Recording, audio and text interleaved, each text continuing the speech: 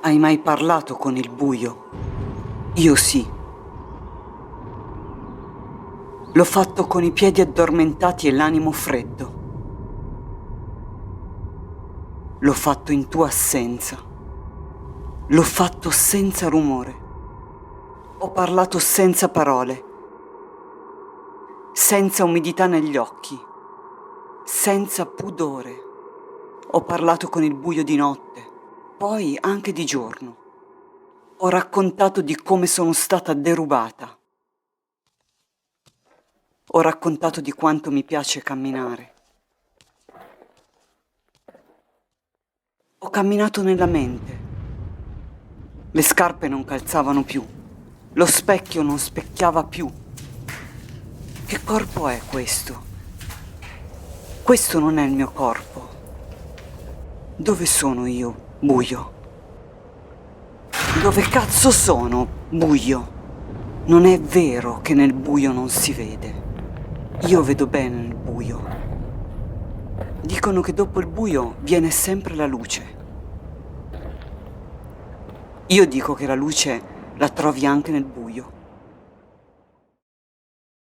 Buio del cazzo! Mi ha insegnato a sentire il sole. I was once told that walking through a doorway could cause someone to forget even the most precious memories they had.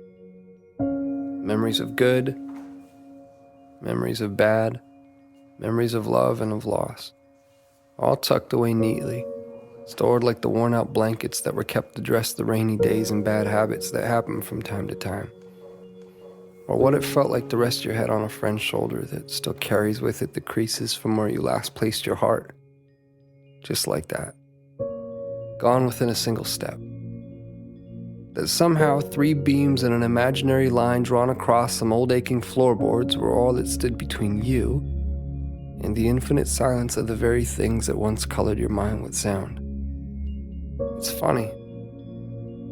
You can make yourself believe almost anything if you think about it for long enough.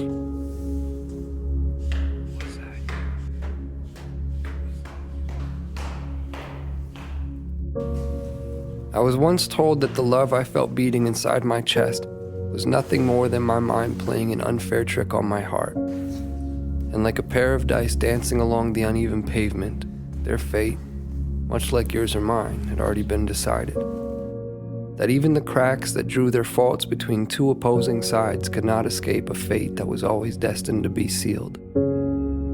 To think that someone could actually believe that the swelling tides of my heart were no more than an anxious highway of ins and outs anchoring my imagination to the castles I've been building in the sky. Well, maybe they are the crazy ones. Then again, I have been known to misplace my hope in the way things fall. And if I had to confess, there stands a greater chance that I've all but lost my mind in here. So I suppose it's better off this way. Because I've always believed that the odds of finding what you seek tend to favor those who are open to seeking them in the first place. And I, for one, have never quite understood how odds stand to get even without that frame in mind.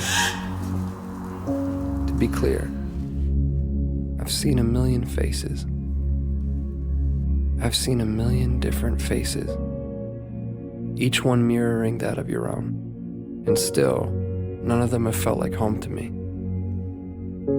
None of them have felt like you. So here we are. And I can vaguely and strangely trace your outline.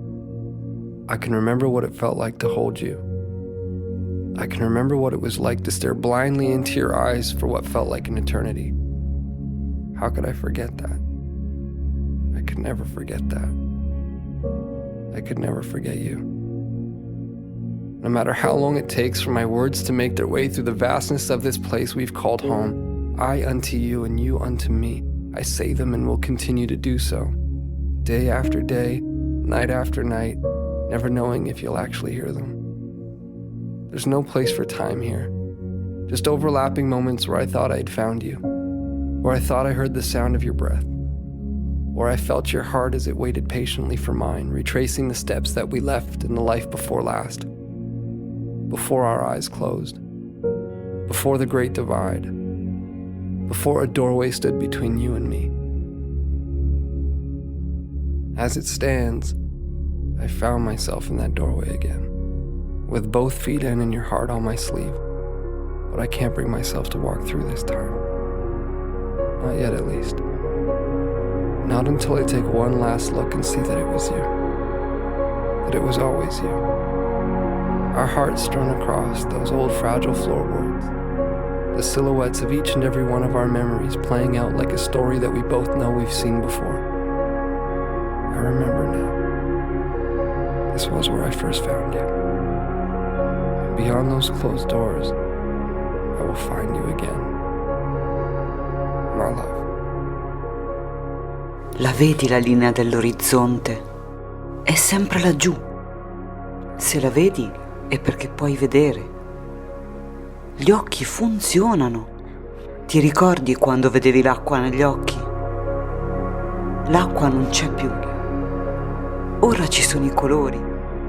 Lo vedi il mio angelo? Sorride con me e ha l'alito che sa un po' di pesce.